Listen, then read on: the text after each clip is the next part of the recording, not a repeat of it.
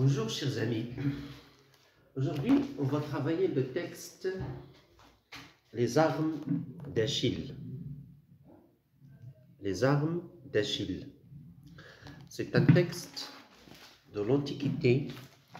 C'est un texte qui est écrit dans l'Antiquité, pendant l'Antiquité. D'accord? Moi, 1500 avant Jésus-Christ jusqu'à 500 après Jésus-Christ. C'est la naissance de Jésus-Christ. Alors qu'il parle de, nous avons ici Achille, il parle de la guerre de Troie. D'accord? Alors ça, c'est un texte très ancien, est écrit par Homère dans le roman l'Iliade. Bien. Alors, les armes d'Achille. Question qu'on va poser ici, pourquoi les armes d'Achille? Pourquoi on a dit les armes d'Achille? Comment sont ces armes? Est-ce qu'ils sont différents des autres armes? Et est-ce qu'ils sont distingués? Est-ce que les armes d'Achille, personne ne les utilise? Ils sont juste propres à Achille, ainsi de suite. On va lire le texte. Comme j'ai dit, il est écrit par Homère. Ce poète grec a-t-il vraiment, ça c'est le 8e siècle avant Jésus-Christ, a-t-il vraiment existé? Alors il y a une question, est-ce que vraiment existe? Mais là, on ne va pas entrer dans les détails de son existence. La tradition lui attribue de longs poèmes épiques. L'Iliade qui fait le récit de la guerre de Troie, et les deux qui racontent le retour des héros Ulysse dans son île natale. Alors la source des textes, l'auteur c'est Homère, la source Iliade, chant 19. Il est traduit de le conte de Lys d'Amphictyon. Voilà le texte qu'on va lire. Les armes d'Achille. Fils du roi Pélée et de la déesse Thétis. Alors ici, le roi Pélée et la déesse Thétis, c'est-à-dire le roi, un humain, une personne mortelle, a épousé une déesse. Ce sont les parents d'Achille. Achille est un guerrier quasi invincible. Ça veut dire quoi quasi? Ça veut dire presque. Quasi, il est presque quoi? Presque invincible. On ne peut pas le vaincre, on ne peut pas le battre. Il est très fort dans la guerre, pendant la guerre. Quand il était bébé, alors pourquoi il est invincible? Parce que quand il était bébé, sa mère le plongea dans le Styx. Sa mère l'a plongé où? Dans le Styx. C'est quoi le Styx? C'est le fleuve des enfers, le fleuve des dieux. Dieu minuscule, des minuscules. Sa mère le plongea dans le Styx, qui rend immortel. Alors pourquoi il est invincible? Parce qu'il était plongé dans le Styx quand il était bébé. Et cela l'a rendu immortel. On ne peut pas le tuer. Mais malheureusement, sa mère a commis une petite erreur. Ça veut dire qu'il l'a pris par le talon et l'a plongé. Alors cette partie où il l'a prise est immortelle malheureusement. C'est ce qu'on appelle le talon d'Achille. Expression, avoir le talon d'Achille, ça veut dire avoir un point faible. Avoir un point faible. Avoir le talon d'Achille veut dire avoir un point faible. Bien. Depuis des années déjà, les Grecs et les Troyens se livrent une guerre sans merci. Les Troyens, les Grecs, nous avons d'un côté les Troyens et de l'autre côté les Grecs. Une guerre se livre, s'attaque, se donne, une guerre sans merci, sans pitié. Pourquoi cette guerre? Combien de temps a duré cette guerre? Alors, depuis des années, depuis 10 ans, 10 ans. Alors, les Grecs et les Troyens se livrent, s'attaquent, se donnent une guerre sans merci, sans pitié. Pourquoi cette guerre, j'ai dit? On l'a déjà dit. J'ai déjà diffusé une vidéo qui parle de cette guerre. Alors, pour les Grecs attaquent les Troyens pour libérer, pour délivrer Hélène. Hélène, la femme de Ménialos, le roi grec. Est-ce que c'est clair? Alors, les Grecs vont assiéger Troie pour libérer cette femme, Hélène. Bien, alors, Patrocle, l'ami intime d'Achille, a été tué par Hector, prince troyen. Qu'est-ce qui s'est passé pendant cette guerre? Patrocle est mort. Qui l'a tué? C'est Hector. Patrocle est l'ami d'Achille. Ça veut dire qu'il fait partie du camp grec. Qui l'a tué? C'est un prince troyen. Qui est ce prince? Hector. Qui est Patrocle? Alors je vais dire ici, Hector a tué qui? A tué Patrocle. Qui est Patrocle? C'est l'ami intime. C'est un ami intime. Ça veut dire quoi intime? Que je préfère plus que les autres. C'est un ami à qui je raconte mes secrets. Je le trouve toujours à mes côtés. Je me sens confiant s'il est à côté de moi. D'accord?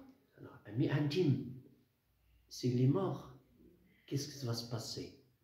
Il aura un chagrin qui ne se guérit pas, qui ne s'apaisera pas. Un lourd chagrin. C'est très difficile à supporter sa mort, très difficile à l'oublier. Bien. Alors, Achille décide alors de se joindre aux armes grecques afin de le venger. Après avoir dépassé son chagrin, Achille décide maintenant à attaquer les Troyens pour venger Patrocle, venger la mort de son ami intime. Sa mère lui apporte alors ses armes. Qui est sa mère? C'est Titi, la déesse Titi. Voilà, ça c'est l'entête. Qu'est-ce qu'on comprend de cette entête? Question. Alors, qui est Achille? Ou bien, quels sont les parents d'Achille? Achille est un héros grec. Sa maman s'appelle Titi, son père Pélée. Où est Achille? Où se trouve-t-il? Il se trouve dans la place de la guerre. Quelle guerre? La guerre de Troie. Pourquoi cette guerre? Parce que les Grecs vont libérer Hélène, la femme de Ménialos, enlevée ou bien kidnappée par Paris, les Troyens, chef des Troyens. En combien de temps les Grecs ont-ils assiégé Troie? Ils l'ont assiégé pendant 10 ans. Qu'est-ce qui s'était passé de malheureux pour Achille pendant cette guerre? Pendant cette guerre, l'ami intime d'Achille, Patrocle, est mort. Après avoir dépassé ce chagrin, cette mort, Achille décide de venger la mort de son ami. Comment est Achille? Achille est invincible. C'est quoi invincible? On ne peut pas le vaincre, on ne peut pas le battre. Pourquoi? Parce que quand il était bébé, sa maman l'a plongé dans le fleuve, le Styx, le fleuve des dieux, le fleuve des enfers. Alors il reste invincible, immortel. Mais malheureusement, au moment de le plonger, il l'a pris par le talon. Il l'a pris par le talon et cette partie-là où il l'a prise reste son point faible, ce qu'on appelle le talon d'Achille. Alors, lorsque Achille veut venger son ami, qui lui a apporté les armes? C'est sa maman Titi. Qu'est-ce qu'il lui a dit? Alors la déesse, ça veut dire la déesse Titi, dit à son fils: mon enfant, mon amour, reçois des Phaïstos. Qui est Phaïstos? C'est le dieu forgeron. Le forgeron, c'est la personne qui travaille le fer. À part, il manipule le fer, il transforme le fer à des objets, à des outils formidables. Et parmi ces objets-là, il y a les armes.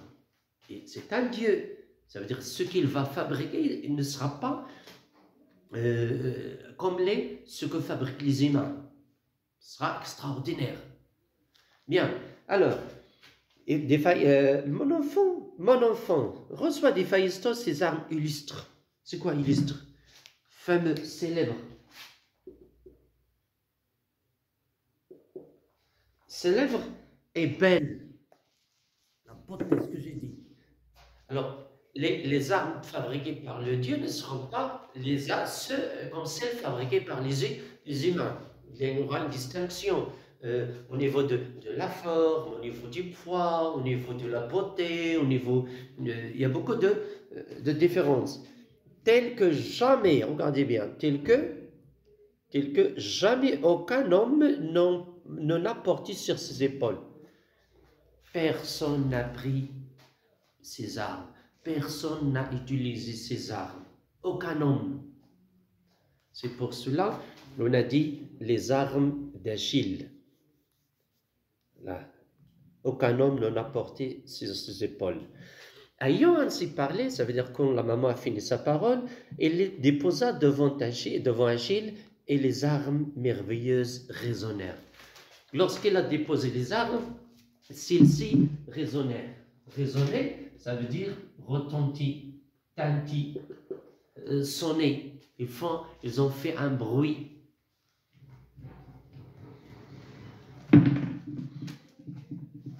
La terreur saisit les myrmidons. La terreur saisit les myrmidons. Quand les amis les myrmidons, ça veut dire les Achaïens.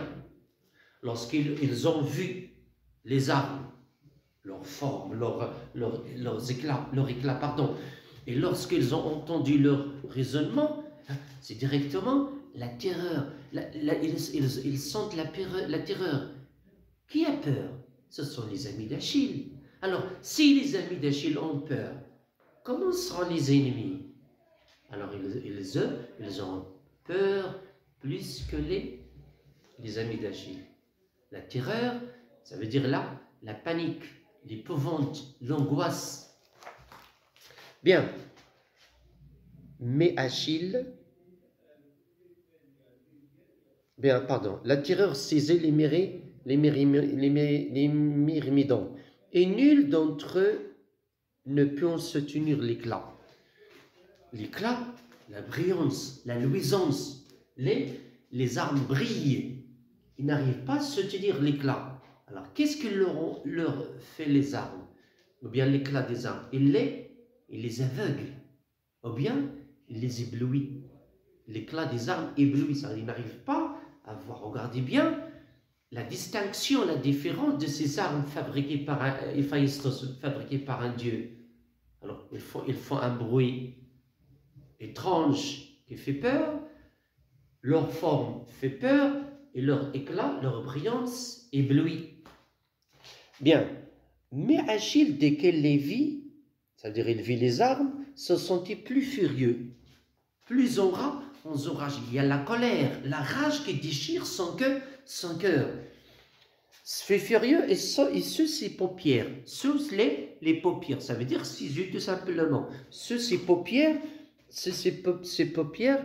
ses yeux brûlés. Brûlés de quoi? De rage. La rage ici comparée à quoi? Il comparée au feu. Qu'est-ce qu'il fait le feu? Il brûle. Alors il brûle comme un feu, flambé comme le feu. Et une affreuse douleur remplissait son cœur. Quelle douleur? La douleur, le mal. Quel mal? C'est la mort de son ami Patrocle. Son cœur est rempli par une douleur. Cette douleur de la mort de son ami intime. Comment va-t-il vivre s'il a perdu son ami intime? Ça veut dire, je l'ai déjà dit, avec qui il partage tout. Alors, c'est donc grincer. Grincer, ils font un bruit. D'accord? Grincer font un bruit insupportable. Font un un bruit insupportable. Sonner, flamber, enflammer, briller. D'accord? C'est donc ainsi, ses yeux flambés comme le feu et une affreuse douleur remplissait son cœur. Il est furieux comme les Troyens, furieux contre les Troyens, il se couvrait des armes que le dieu Héphaïstos lui avait faites. Tout en se rappelant de la mort de son ami, qu'est-ce qui se passe? Qu'est-ce qui augmente? Qu'est-ce qui éveille? Qu'est-ce qui s'attise dans son cœur? C'est la rage. La rage ici est comparée à quoi? Au feu, de la colère, les flammes flambées, rouges, et dans l'action brûler, d'accord, il brûle, ça veut dire il y a un feu à l'intérieur, il faut qu'il brûle pour se calmer. Il se brûle ou bien il est furieux contre qui? Contre les Troyens. Qui les Troyens? Qui ont tué son ami, surtout Hector. Alors, il va essayer les armes préparées, bien faites par Héphaïstos. D'abord, premièrement, il attacha autour de ses jambes par des agrafes d'argent les belles kinémides. Alors, ici, les agrafes, ça veut dire des attachements. D'accord? Alors, autour de ses jambes, autour de la jambe, il attache les kinémides des kinémides. C'est quoi les kinémides? C'est une armure, partie de l'armure qui protège la tibia.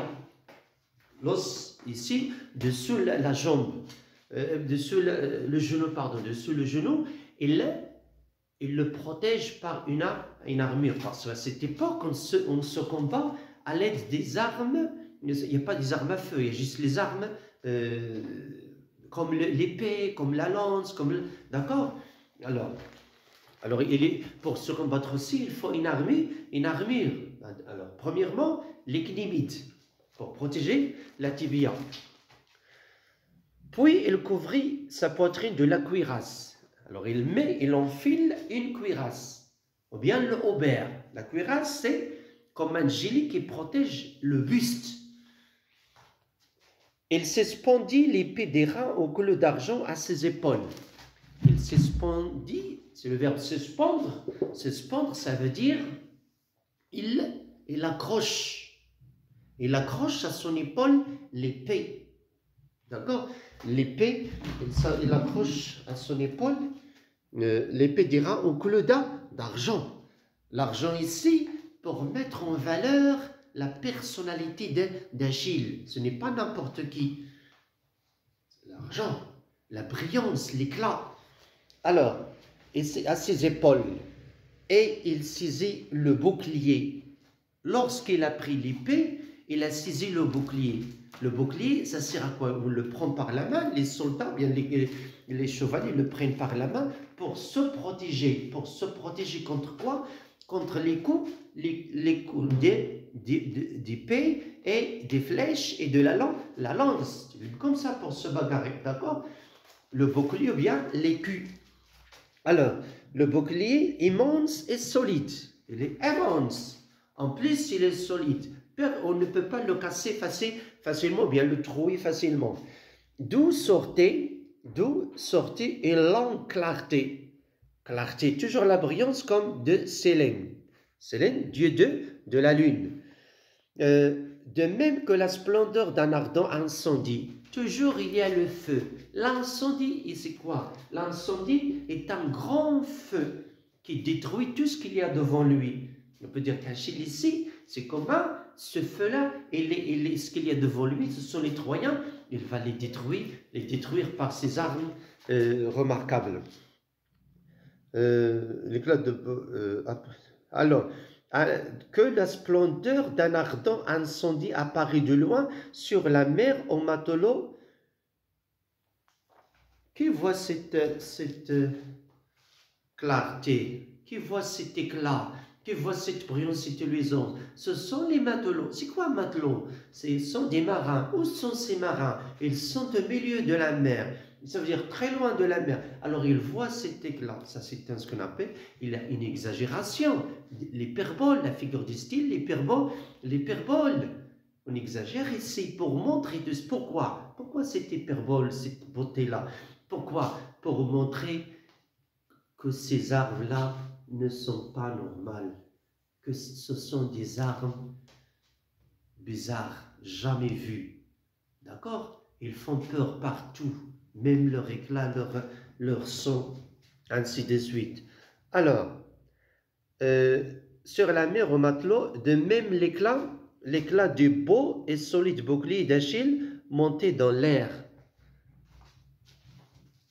Le bouclier a un éclat très beau qui monte dans l'air, vers le lampe. Et il mit sur sa tête le casque lourd. Un casque lourd, on ne peut pas le prendre, on ne peut pas se coiffer de quelque chose qui est lourd, sinon notre tête va se baisser, va se pencher. Mais pour Achille, ce qui est lourd pour les Grecs, les autres personnes, est léger pour Achille. Bien, le casque ou bien le homme. Alors, le casque à crinière. La crinière ou bien le crâne. C'est les cheveux qui poussent sur la nuque de certains animaux comme le lion, la crinière du lion, des équidés, le cheval, l'âne, le zèbre, la mule, etc. Et il met sur sa tête le casque lourd. Et le casque à crinière, Louise, brillait comme un astre, comme l'étoile. Et les crânes, ça veut dire la crinière d'or. L'or pour mettre cette personne en valeur. Oh, c'était une personne anormale, qui n'est pas ordinaire, hors du commun. Qu'Héphaïstos avait posé autour ce mauvais parmas. Ce mouvoir, il vient du mouvement. Ça veut dire bouge en grande quantité. Déjà lourd, grande quantité, mais tout ça pour Achille est normal. Et le divin, voilà, le divin. Ce n'est pas le mortel, le divin, comme un dieu. Achille essuie ses armes. Alors pourquoi il utilise toutes ces armes? Pourquoi il s'équipe? Pour les essayer. Est-ce qu'ils lui sont convenables ou non? Présent, ça illustre afin de voir s'ils convenaient à ses membres, à ses mains, à ses pieds, ainsi de suite. Et ils étaient comme des ailes qui ont levé le prince des peuples, comme des ailes. L'aile, c'est la légèreté. Ils sont légers comme des ailes. Elles sont légères, pardon, comme des ailes. Les ailes, et il retira de l'étui la lance paternelle. L'étui, c'est la gaine, l'enveloppe. La masse, c'est la quantité. L'enveloppe de la gaine. Il retire, on parle de la gaine. Il dégaine. Il retire de la gaine la lance. C'est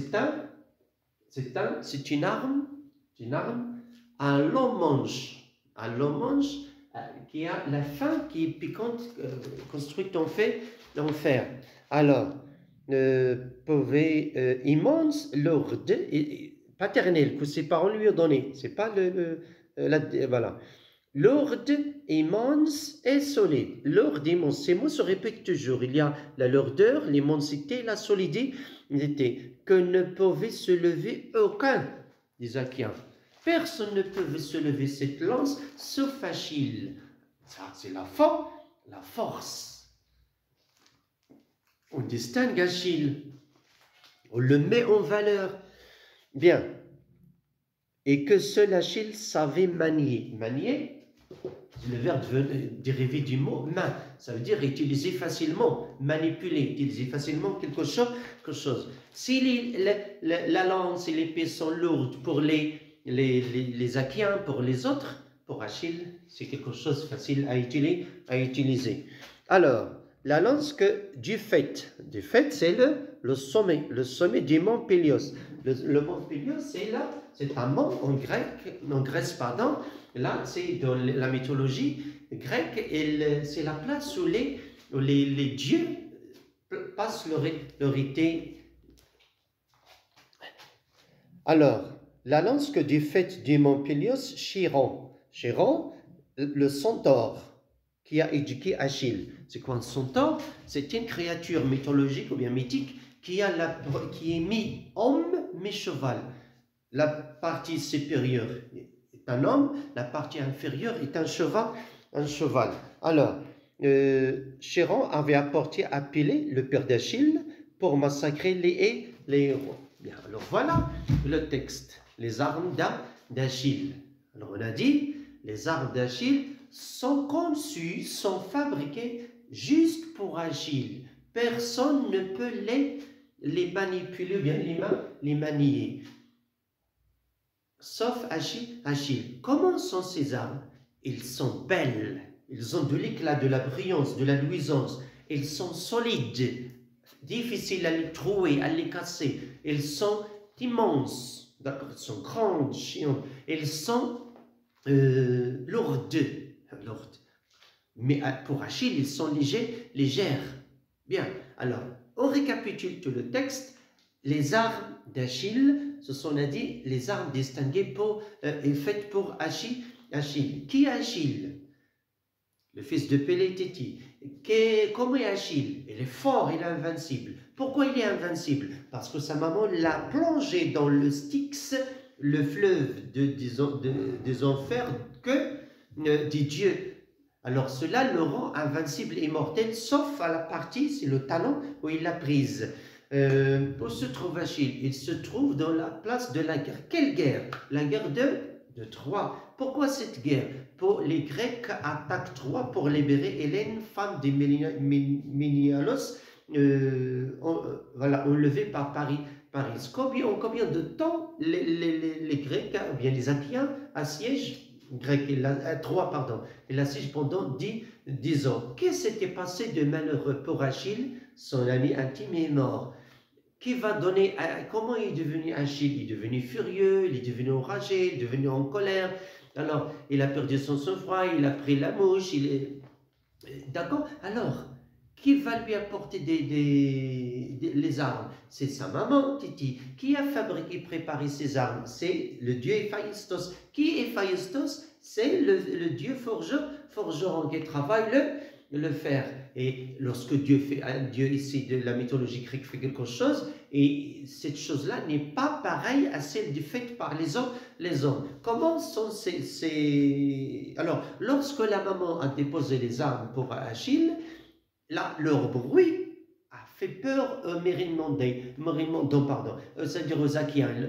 Juste en les voyant, juste en entendant leur bruit, lorsqu'ils ont raisonné, ils ont peur. Et figurez-vous comment seront les Troyens. Alors, en voyant les armes, Achille est devenu furieux, il est devenu enragé, il se brûle à l'intérieur. Une flamme s'attise dans son cœur, et ses yeux sont devenus rouges comme le feu. Il veut brûler, comme l'encens, il veut détruire, attaquer, détruire, ravager et saccager. Alors d'abord, qu'est-ce qu'il a mis? On a dit qu'il a protégé son tibia par des cnémides. Les cnémides, il faut bien garder ces mots, s'il vous plaît. Alors les cnémides, c'est la partie de l'armure par laquelle on protège la tibia. Deuxièmement, qu'est-ce qu'il a mis après? Il a mis la cuirasse, ou bien le haubert, autour de son buste pour protéger sa poitrine. Après, il a mis le casque qui est lourd, un casque qui est à crinière en or, d'accord? À crinière en or. Ou bien le homme sur sa tête. Troisièmement, qu'est-ce qu'il a fait? Alors, il a décidé d'attaquer. Merci beaucoup.